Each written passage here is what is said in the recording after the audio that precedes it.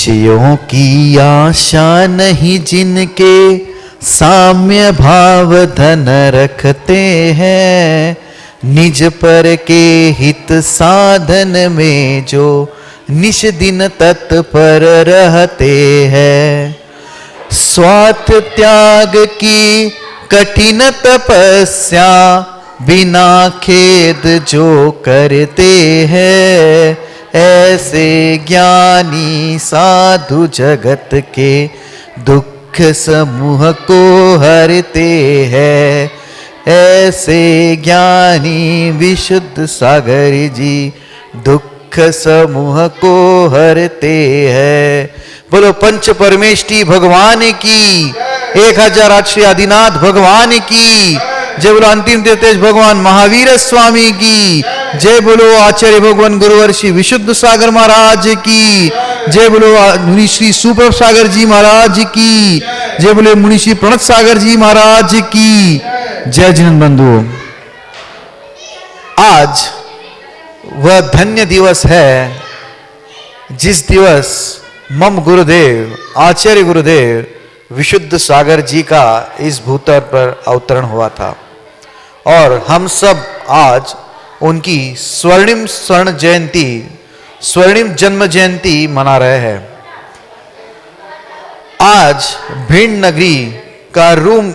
नगरी का वह रूरगाम धन्य हुआ था कि इस भूतल के अध्यात्म योगी का जन्म हुआ था। 50 वर्ष पूर्व इस भिंड नगरी का अहोभाग्य जगा था, और भिंड नगरी चंबल की नगरी कहलाती है, और चंबल की नगरी डाकुओं के लिए फेमस होती है।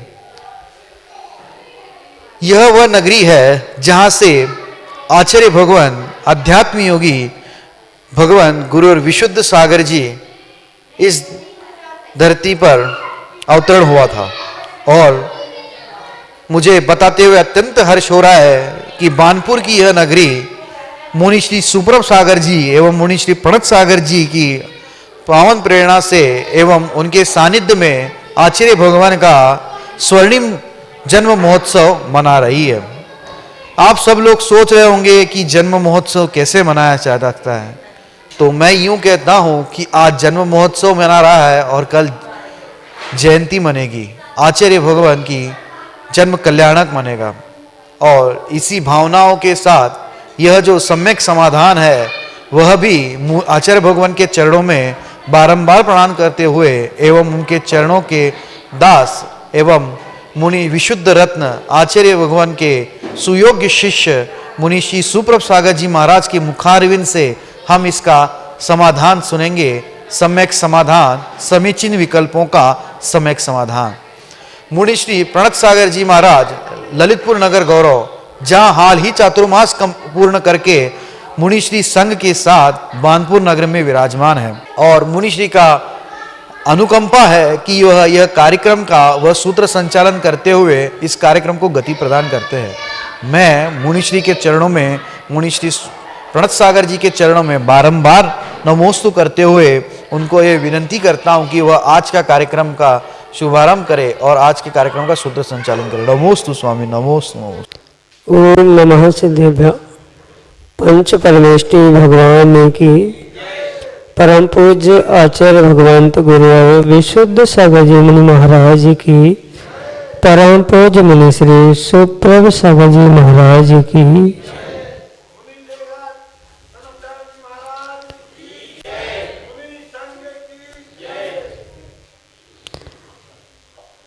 कोई भी क्रिया की प्रतिक्रिया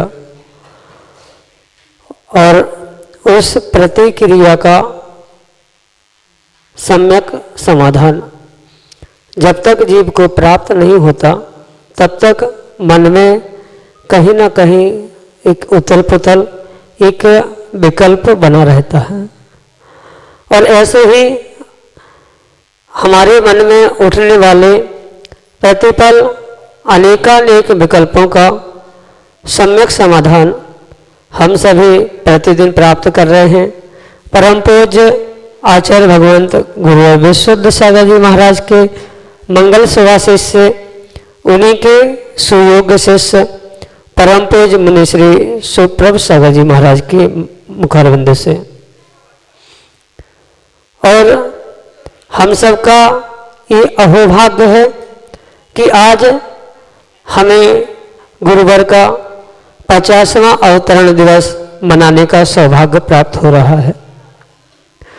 ऐसे जो गुरुवर स्वपरोपकारी है, ऐसा ही उन्होंने एक महान उपकार हम सभी पर किया और उनकी अनुकंपा से, उनके सुभाषित से परम पूज्य मुनि श्री सुप्रभ सागर जी महाराज ने सम्यक समाधान यह प्रारंभ किया।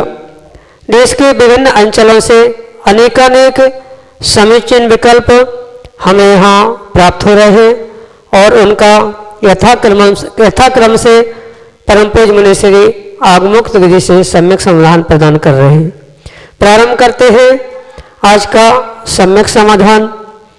और आज का पहला विकल्प आष्टा मध्य प्रदेश से अनन्य गुरु भक्त डॉक्टर मगन जैन, श्रीमती चंदा जैन परम पूज्य मुनि श्री के चरणों में बारंबार नमोस्तु निवेदित करते हुए तीव्र दर्शन की अभिलाषा एवं आशीर्वाद की आकांक्षा के साथ अपना समीचीन विकल्प रख रहे हैं कि महाराज जी सातिशय मिथ्या दृष्टि किसे कहते हैं, सूक्ष्म मिथ्यात्व एवं सातिशय मिथ्या दृष्टि में क्या अंतर है।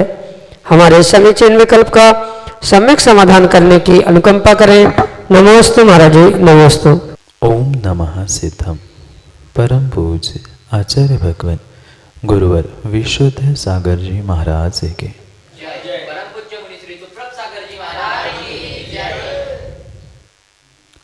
आगम में आचार्य भगवंत ने अनेक प्रकार के मिथ्यात्व और अनेक प्रकार के मिथ्या दृष्टि की व्याख्या की, जो सामान्य रूप से स्थूल कुदैव, कुगुरु, कुशास्त्र, कुतत्वों पर श्रद्धान करता है, उसे स्थूल मिथ्या दृष्टि का, या व्यवहार से जो अन्यथा श्रद्धान अन्यथा प्रवृत्ति करने वाले जीवों को सूक्ष्म मिथ्या दृष्टि का, उसे स्थूल मिथ्या दृष्टि कहा। और जो उनमें भी अपने जीव तत्व और इस शरीर को एक रूप मानता है, उसे आगम में सूक्ष्म मिथ्या दृष्टि का। पुनः समझने का प्रयास करना, जो अतत्वों पर, कुतत्वों पर, कुदेव शास्त्र, कुगुरु आदि पर श्रद्धान करते हुए अन्यथा प्रवृत्ति, अन्यथा श्रद्धान कर रहा है, उसको आचार्य भगवंत स्थूल मिथ्यात्व कहते हैं। और जो जीव का, पुद्गल का स्वरूप भिन्न भिन्न होने पर भी जीव की परिणति ही पुद्गल में और पुद्गल को ही जीव रूप स्वीकार करता है, उसे आगम में सूक्ष्म मिथ्यात्व या सूक्ष्म मिथ्या दृष्टि ऐसा का। और जो शीघ्र ही उस मिथ्यात्व का विगलन करते हुए सम्यक दर्शन को प्राप्त करने वाला होता है, उसे आगम के परिप्रेक्ष्य में सातिशय मिथ्या दृष्टि कहा। इन दोनों में बहुत अंतर है। सूक्ष्म मिथ्या दृष्टि जो मात्र अपने तत्वों के प्रति यानी जीव, पुद्गल इनके प्रति कथनचित भ्रमित है, एक स्वरूप मानता है, उसे सूक्ष्म मिथ्या दृष्टि कहा। और जो शीघ्र ही आने वाले कुछ ही समय में सम्यक दृष्टि बनने वाला है, उसको ही आगम में सातिशय मिथ्या दृष्टि का। जो सातिशय मिथ्या दृष्टि है, भले ही वर्तमान में उसे तत्वों के प्रति या देवशास्त्र, सच्चे देवशास्त्र गुरु के प्रति कोई श्रद्धान नहीं है, पर अपितु जो तत्वों का ज्ञान और तत्वों का निर्णय वह कर चुका है, उस तत्वों के निर्णय के द्वारा कुछ ही समय में अंतर मुहूर्त में जो मिथ्यात्व का विगलन करके सच्चे देवशास्त्र गुरु पर श्रद्धान करके सम्यक दृष्टि बनने वाला है, ऐसे उस जीव को आचार्य भगवंतों ने सातिशय मिथ्या दृष्टि कहा। भले ही वर्तमान में मिथ्यात्व का उदय है, पर शीघ्र ही उस मिथ्यात्व के उदय को या मिथ्यात्व के टुकड़े करके जो सम्यक दर्शन को प्राप्त करने वाला है वह सातिशय मिथ्या दृष्टि है।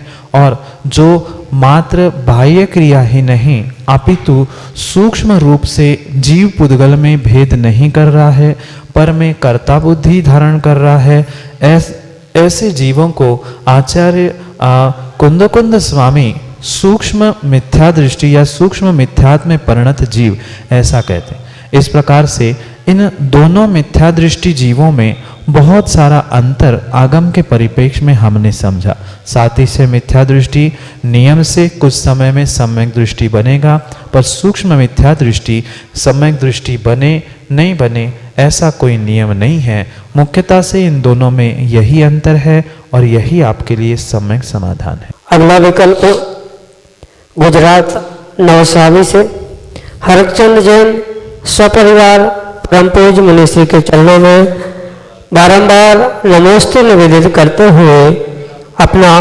समीचीन विकल्प पकड़ रहे हैं कि महाराज जी भक्तामर स्तोत्र की रचना कब और कहाँ की। मानतुंग स्वामी ने जो भक्तामर की रचना की उसका सभी किताबों में अलग अलग स्थान बताए जा रहे हैं। कृपया उचित क्या है हमारे समीचीन विकल्प का सम्यक समाधान करने की अनुकंपा करें। नमोस्तु महाराज जी, नमोस्तु।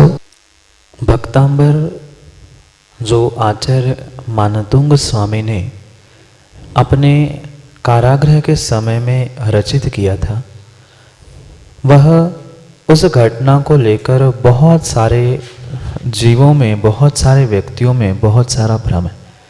क्योंकि कहीं पर स्थान का उल्लेख कुछ है, कहीं पर काल का उल्लेख कुछ है, पर वास्तविकता अगर हम समझे तो भक्तांबर के विषय में वह स्पष्ट रूप से हम काल का निर्धारण तभी कर सकते हैं जब राजा भोज का काल निर्धारित किया जा सकता। राजा भोज और राजा भोज के दरबार में कालिदास का जो समय कहा गया है आगम में या अन्य स्थानों पे, उसी काल में लगभग 9वीं सदी के आसपास कुछ उनका काल जो कहा गया है वह उस भक्तांबर का काल है जिस काल में राजा भोजपुर नगर में राज्य करता था।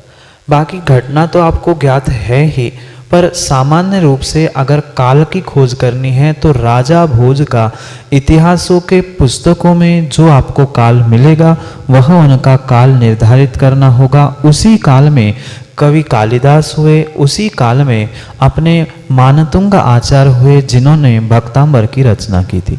इसलिए काल का तो निर्धारण राजा भोज के काल से हुआ, पर उस काल के साथ साथ उसके स्थान का भी निर्धारण राजा भोज की जो राज्य की राजधानी थी जिसे भोजपुर कहा जाता है, वर्तमान में भी लगभग भोपाल के पास में जो भोजपुर नाम का स्थान है वहाँ पर उस राजा भोज की राजधानी हुआ करती थी और वह स्थान भी भोज राजा का भोजपुर ही है।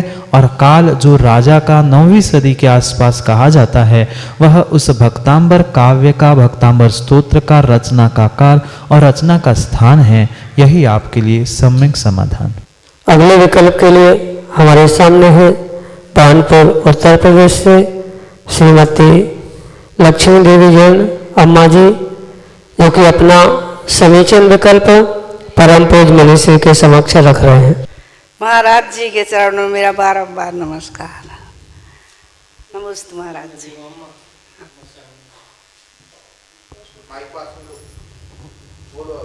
महाराज जी कर्म बंधन से बचने के लिए उपाय बताइए तो नया कर्म बंध ना हो। नमोस्तु महाराज जी, नमोस्तु। बहुत अच्छा प्रश्न है। संसारी जीवों को कर्मबंध से बचने के लिए क्या उपाय करना चाहिए, या ऐसे कौन सा कार्य करे जिससे कि हमें कर्मबंध ना। स्पष्ट बात यह है कि संसारी जीव का ऐसा कोई भी समय व्यतीत नहीं होता जहाँ उसे कर्मों का आश्रय बंध नहीं होता। पर आगम में भी जो व्याख्यान हर पल आचार्य भगवंत के द्वारा प्राप्त होता है कि कर्म बंध को बंद कर दो, कर्म बंध छोड़ दो, वहाँ पर आचार्य भगवंत का अभिप्राय अशुभ कर्म बंध से है, क्योंकि ऐसा संसारी अवस्था में जो तीर्थंकर भगवान होते हैं उनका भी आश्रव बंध नहीं होता। तो फिर हम जैसे संसारी जीवों का कर्म बंध से छुटकारा संसारी अवस्था में कैसे संभव है? इसलिए हम कर्म बंध से तो छूटना है, पर परिपूर्ण रूप से कर्मों का आश्रव यानी कर्मों का आना, कर्मों का बंध यानी आत्मा से एकमेक हो जाना, ये तभी संभव है जब हम परिपूर्ण रूप से 13वें 14वें गुणस्थान या गुणस्थानातीत अवस्था को, भगवत्ता को प्राप्त करें। संसारी अवस्था में चाहे गुणस्थान जन्य पहले गुणस्थान से 12वें 13वें गुणस्थान तक कहीं ना कहीं कुछ ना कुछ अंशों में कर्मों का आश्रव बंध होना ये जारी रहता है। पर फिर भी उन कर्मों को जो हम मन वचन काय के द्वारा आश्रवित मिथ्यात, अविरति, प्रमाद, कसाय, योग इनके द्वारा जो बंध को प्राप्त कर रहे थे, उन कारणों को जीतने के लिए यानी कथनचित मिथ्यात को छोड़ना, अविरति से दूर हो जाना, पापों से दूर हो जाना, प्रमाद, योग आदि अपनी सभी प्रवृत्तियों को संकुचित करने से जो तीव्रता से या बहुत मात्रा में जो हमें कर्मों का बंध हो रहा था, अगर उसको हम कंट्रोल कर ले या उसको संयमित करने का प्रयास कर ले, तो हमें जो बहुत सारा कर्मों का आश्रव बंद हो रहा था उसकी सीमा निर्धारित होगी। और अगर माना कि एक समय में 10 कर्मों का, ये दृष्टांत देके समझा रहा हूँ, एक समय में 10 प्रकृति का या 10 प्रकार के कर्मों का आश्रव हो रहा है, तो हम उसे पुरुषार्थ पूर्वक 10 से 8, 5, 4 ऐसा करने की शक्ति रखते। और इसी कर्म की प्रवृत्ति को या ऐसे करने की क्रिया को ही आगम में आचार्य भगवंतों ने कहा है कि बंध से दूर हो जा। 100% आश्रव बंध दूर होना ये संसारी जीव का काम है ही नहीं है। अगर संसारी जीव ने 100% आश्रव बंध से दूर होने का प्रयास किया या उसका आश्रव बंध छूट गया, तो वह उसी समय से भगवान बन जाता है। इसलिए भगवान बनने के पूर्व भी हमें वर्तमान में कर्म बंध से बचने के लिए यानी अशुभ कर्म से बचने के लिए या अशुभ कर्मों के आश्रव बंध से बचने के लिए शुभ क्रियाओं की प्रवृत्ति करना परम आवश्यक है। जैसे भगवान की पूजा, अभिषेक, पाठ, माला, स्वाध्याय, सामायिक आदि इन साधनों के द्वारा हम अपने अशुभ परिणति को, अशुभ मन वचन काय के परिणामों को अपने शुभ परिणति परिणामों में लगाकर अशुभ आश्रव और बंध से बच के हुए शुभ आश्रव बंध को प्राप्त कर सकते हैं। क्योंकि पूर्णतः, पुनः कह रहा हूं, पूर्णतः आश्रव बंध संसारी जीव नहीं छोड़ सकता। मात्र उस अशुभ परिणति से शुभ परिणति में पहुंचकर अशुभ कर्म बंध की जगह शुभ कर्म बंध को प्राप्त करके, क्योंकि पुण्य से पुण्य को मिटाकर भविष्य में हमें पुण्य को भी छोड़कर अपने भगवत्ता को प्राप्त करना होगा। प्रारंभिक अवस्था में पहले पाप से दूर होना होगा, पाप बंध से दूर होना होगा, उसके उपरांत पुण्य से भी दूर होकर पुण्य को भी छोड़कर भगवत्ता को प्राप्त करना होगा। यही अपने कर्म बंध से बचने का एकमेव उपाय हो सकता है। सर्वथा कर्म बंध बंद हो संभव नहीं है। कम से कम हम अशुभ कर्म बंध से बचे, नरक, निगोद, तिर्यंच आदि अशुभ गति के बंध से बचे, कम से कम शुभ गतियों से अपना कल्याण प्राप्त करें। यही कर्म बंध यानी संसार से छूटने का मार्ग होगा, अन्य नहीं, अन्यथा नहीं। अगले विकल्प के लिए बानपुर उत्तर प्रदेश से श्रीमती गुणमाला जैन हमारे सामने है, जो कि अपना समीचीन विकल्प परम पूज्य मुनिश्री के समक्ष रख रहे हैं। नमोस्तु महाराज जी। महाराज जी, जिज्ञासा है मेरी, अपने भाग्य को सौभाग्य में कैसे बदले? नमोस्तु महाराज। भाग्य तो सबके पास होता है, पर विरला ही जीव भाग्य को सौभाग्य बना पाता है। ये जो मनुष्य पर्याय हमें मिली है, मनुष्य पर्याय से मन वचन काय मिले हैं, उच्च कुल मिला है, ये सब कुछ विश्वास मानना पिछली पर्याय का भाग्य ही है। बिना पुण्य के, बिना भाग्य के हम इस खोटे पंचम काल में मनुष्य जैन कुल में जन्म लेने वाले नहीं बन सकते। पर इस भाग्य को हम सौभाग्य तभी बना सकते हैं जब हमें ये मिले हुए साधनों का हम सदुपयोग करना सीख जाएंगे। जब तक हम मन वचन काय का इस मनुष्य पर्याय का, मिले हुए मनुष्य पर्याय के समय का, आयु के निषेकों का सदुपयोग नहीं करेंगे, तब तक हमारा भाग्य सौभाग्य में नहीं बदल सकता। जैसे कि पुण्य के उदय से हमें मनुष्य पर्याय के साथ साथ कभी कभी देवशास्त्र गुरु का सानिध्य भी मिलता है। विरला ही जीव होता है जिसे ये देव शास्त्र गुरु तीनों का सानिध्य मिलता है, और उन देव शास्त्र गुरु का सानिध्य मिलने के बाद भी जो अपने परिणाम परिणति अपनी पर्याय का उपयोग सदुपयोग में या आत्म कल्याण में नहीं करता, वह कभी भी अपने भाग्य को सौभाग्य में नहीं परिवर्तित कर सकता। सौभाग्य का मतलब मात्र धन संपत्ति कमाकर बहुत बड़ा नाम या बहुत बड़ा घर मकान बना लेना इतना सा नहीं है। वह तो सामान्य रूप से हमने कई पर्यायों में कई भवों में प्राप्त किया है, पर वास्तविकता में भाग्य सौभाग्य तभी होगा जब हम अपने आत्मा का कल्याण करने का मार्ग प्रशस्त कर सकते।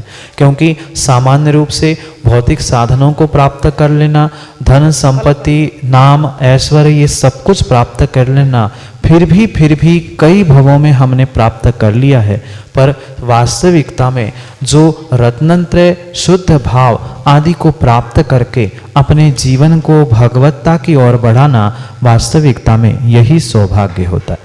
ऐसा विरला ही जीव अपने भाग्य को सौभाग्य बना सकता है जिसको देव शास्त्र गुरु का सानिध्य मिलने पर भी जो मोह निद्रा से नहीं जागता, जो चेतना ही नहीं चाहता, वह उसका तो भाग्य नहीं अपितु दुर्भाग्य ही कहलाया जाता है। जीव तरसते हैं, सोचते हैं, विचार करते हैं कि हमें कैसे और किस प्रकार से देवशास्त्र गुरु का सानिध्य मिले, और जिसको मिलने के बाद भी वह देवशास्त्र गुरु की ना आराधना कर पा रहा है, ना गुरु को दान दे पा रहा है, ना कभी स्वाध्याय कर पा रहा है, उसका भाग्य नहीं अपितु दुर्भाग्य। उसी भाग्य को अगर हम मनुष्य पर्याय को मिले हुए देवशास्त्र गुरु रूपी निमित्तों का सदुपयोग करके कुछ अपने स्वयं के बारे में सोचे समझे, दान पूजा इन आवश्यकों के साथ साथ अपने आत्मा के कल्याण की भावना भाते रहेंगे, तो नियम से हमारा भाग्य सौभाग्य हो सकता है। मात्र द्रव्य रूप पूजा, द्रव्य रूप दान करने से काम नहीं होगा, अपितु हमें भावों के साथ, शुद्ध भावों के साथ षडावश्यक क्रियाएं, दान पूजा स्वाध्याय तप त्याग इन सब को प्राप्त करना होगा। अनादि से हमने इसे मात्र द्रव्य से यानी दिखावे के लिए प्राप्त किया है। भावों से अगर प्राप्त करते तो हमारा भाग्य भी सौभाग्य हो सकता था। जैसे किसी बैंक में रखी हुई मूल रकम पर ब्याज और पुनः ब्याज पर ब्याज, चक्रवर्ती ब्याज, चक्रवाढ़ ब्याज होता है, ऐसे ही पुण्य को पुण्य में लगाना, इसको ही भाग्य का सौभाग्य में बदलना ऐसा कहा जा सकता है। जो हमारा पुण्यानुबंधी पुण्य है, पुण्य से आने वाले समय में पुनः पुण्य को प्राप्त करना, उस पुण्यानुबंधी पुण्य को ही हम सौभाग्य कह सकते हैं। और वह तभी संभव है जो पिछले पुण्य के उदय से मिले हुए हमें इस मनुष्य पर्याय देवशास्त्र गुरु का सानिध्य, उसका हम समय पे अगर उपयोग करेंगे तो नियम से हमारा भाग्य सौभाग्य होगा। पर आवश्यकता अच्छे भावों की, शुद्ध भावों की है, शुभ भावों की है, तभी हम पिछली पर्याय से प्राप्त भाग्य को सौभाग्य बना सकते हैं, अन्यथा नहीं। यही आपके लिए सम्यक समाधान। अगले विकल्प के लिए हमारे सामने हैं प्रशांत जैन, बानपुर उत्तर प्रदेश से, जो कि अपना समीचीन विकल्प परम पूज्य मुनिश्री के समक्ष रख रहे हैं। श्री के चरणों में बारंबार नमोस्तु। मुनिश्री, मेरा सम्यक प्रश्न ये है कि जैन धर्म के मूल तत्व कौन कौन से हैं? नमोस्तु। जैन धर्म के मूल तत्व या तत्वों की व्याख्या अगर समझें तो वह तत्व भी अनेक प्रकार से आचार्य भगवंतों ने बताए। जो सामान्य रूप से 7 तत्वों की व्याख्या की है, उसमें जीव, अजीव, आश्रव, बंध, संवर, निर्जरा और मोक्ष, ये 7 तत्व आचार्य भगवंतों ने हमें बताया और उन 7 तत्वों के निर्णय करने के लिए या उन 7 तत्वों को समझने और प्राप्त करने के लिए कुछ सिद्धांत भी आगम में बताए गए। ये मूल रूप से जीव द्रव्य जो चेतना से युक्त होता है, जिसके पास चेतना नहीं है वह अजीव तत्व, और जिससे कर्मों का आना है वह आश्रव है। कर्मों का आने के बाद आत्मा के साथ एक में एक हो जाना यह बंध तत्व है। एक देश उस आने वाले कर्मों को रोकना ये संवर है। आए हुए कर्मों को या बंध हुए कर्मों को एक देश निकालना यह निर्जरा है, और पूर्ण रूप से निकालकर बाहर कर देना यह मोक्ष तत्व का। ये सामान्य रूप से 7 तत्व जैन दर्शन के प्राण हैं। इसके साथ साथ कुछ तात्विक सिद्धांत जो जैन दर्शन के हैं वो भी मूलता से हमें समझने योग्य है, क्योंकि मात्र 7 तत्वों को समझने से काम नहीं बनेगा। ऐसे 7 नहीं 16, 25 अनेक तत्वों की व्याख्या अनेक धर्मों में और अनेक दर्शनों में प्राप्त होती है।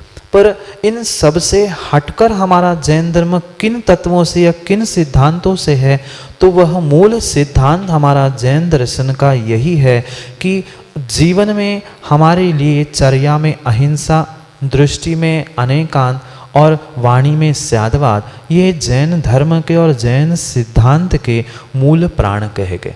पुनः दोहराते हुए कहूँगा कि दृष्टि में अनेकांत, वाणी में स्यादवाद और चर्या में अहिंसा ये जैन दर्शन के सैद्धांतिक प्राण कहे गए। जब भी जैन धर्म की बात होती है तब वह अनेकांत शब्द आता है। अनेक अंत यानी अनेक धर्म जिस वस्तु में होते हैं उस वस्तु को अनेकांतात्मक वस्तु कहते। व्यक्ति एक है पर आप प्रशांत भाई एक होने पर एक साथ बेटे भी हो, भाई भी हो, पिता भी हो, पति भी हो, इन सभी संबंधों से आप अनेक धर्मों से युक्त हो। ऐसे अनेक धर्मों से प्रत्येक वस्तु युक्त होती है, उसे अपने दृष्टि में अपने ज्ञान में समझना, इसे अनेकांत का सिद्धांत या अनेकांत रूपी तत्व का। पुनः जो उसको कहते समय एक बार एक ही बात को हम कह सकते हैं, सबको एक साथ नहीं कह सकते। इसलिए एक एक कथन करते समय शायद ऐसा कथनचित ऐसा, किसी अपेक्षा से ऐसा, यह जो कथन है उसे स्यादवाद का कथन कहा। और जीवन को अच्छा करने के लिए दूसरे जीवों को दुख नहीं देना, पीड़ा नहीं देना, कष्ट नहीं देना, उसको आगम में अहिंसा कहा। इसलिए जिसके पास चर्या में अहिंसा है, दृष्टि में अनेकांत है और वाणी में स्यादवाद है, वही जीव या वही व्यक्ति जैन दर्शन के मूल सिद्धांत, मूल तत्वों को प्राप्त कर सकता है। जो मूल 7 तत्व बताए, उन 7 तत्वों को प्राप्त करने के लिए ये अनेकांत, स्यादवाद और अहिंसा, इन सभी बातों को प्राप्त करना होगा। संक्षेप से 7 तत्व और ये 3 प्राण रूप सैद्धांतिक तत्वों को भी हमने समझा। यही आपके लिए सम्यक समाधान। विशेष रूप से आप जैन दर्शन के अनेक ग्रंथों से या विस्तार से कभी चर्चा करते समय हम उसे भी समझेंगे, पर संक्षेप से आपके लिए इतना ही।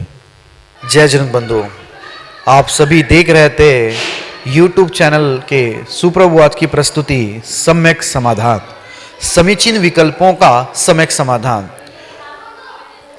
यह जो कार्यक्रम है प्रतिदिन YouTube चैनल पे 5:13 पे शाम को प्रसारित होता है, और इसका आप लाभ आनंद फेसबुक के माध्यम से भी ले सकते हैं। फेसबुक पे सुप्रभुवाद या समन श्री सुप्रभ सागर जी महाराज के नाम से एक पेज है, उस पेज के माध्यम से इसका प्रसारण होता है। और आपको सुविधा के लिए, आपको अगर आपका कोई समीचीन विकल्प हम तक पहुंचाना है तो आप जो नीचे स्क्रॉल पे पट्टी पे जो नंबर चल रहे हैं उस नंबर के द्वारा हम आपका सम्यक समीचीन विकल्प हम तक भेज सकते हैं। और एक बात कहना है आपसे कि शाम को 7:40 पे प्रतिदिन जिनवानी चैनल पे मुनि श्री सुप्रभ सागर जी महाराज का प्रवचन आता है। सुप्रभुवाद के चैनल को लाइक करना एवं सब्सक्राइब करना ना भूले, एवं वहाँ पे जो बेल आइकन है उसको दबाना ना भूले। उस बेल आइकन के द्वारा आपको हर बार नोटिफिकेशन प्राप्त होगा कोई भी वीडियो अपलोड होता है उसके बाद। मुनिश्री के अन्य प्रवचन का लाभ भी आप उस चैनल के माध्यम से ले सकते हैं। तो आपकी सुविधा के लिए मैं वह नंबर दोहराता हूं, जिस नंबर पे आपको व्हाट्सएप करना है। आप व्हाट्सएप पे ईमेल के द्वारा या व्हाट्सएप पे वॉइस मैसेज के द्वारा या फिर ऑडियो मैसेज के द्वारा आप अपने समीचीन विकल्प भेज सकते हैं। नंबर है 8707548811, 8707548811। एक अन्य नंबर भी है 7415306441। आप अपना समीचीन विकल्प हमें जीमेल के माध्यम से भी भेज सकते हैं। जीमेल है samyak.samadhan@gmail.com। और कुछ अंतिम मंगलाचरण के रूप में मैं गुरुवर आचार्य भगवान विशुद्ध सागर जी महाराज के चरणों में बारंबार नमोस्तु करते हुए यही भावना भाता हूं कि यह जो सम्यक समाधान कार्यक्रम है, जो आपके आशीर्वाद से, आपके अनुकंपा से चल रहा है, वह ऐसे ही दिन ब दिन हर दिन अपनी प्रगति और ऊंचाई को प्राप्त हो और आपका आशीष हमें प्राप्त हो। बस 2 लाइन से गुरुवर के आशीष की प्रार्थना। ऐसा दो आशीष के गुरुवर फिर ये दर्श तुम्हारा हो, ऐसा दो आशीष के गुरुवर फिर ये दर्श तुम्हारा हो। जब भी दर्श हो मेरे गुरुवर सिर पर हाथ तुम्हारा हो, सिर पर हाथ तुम्हारा हो। जब आचार्य भगवान गुरुवर श्री विशुद्ध सागर महाराज की जय।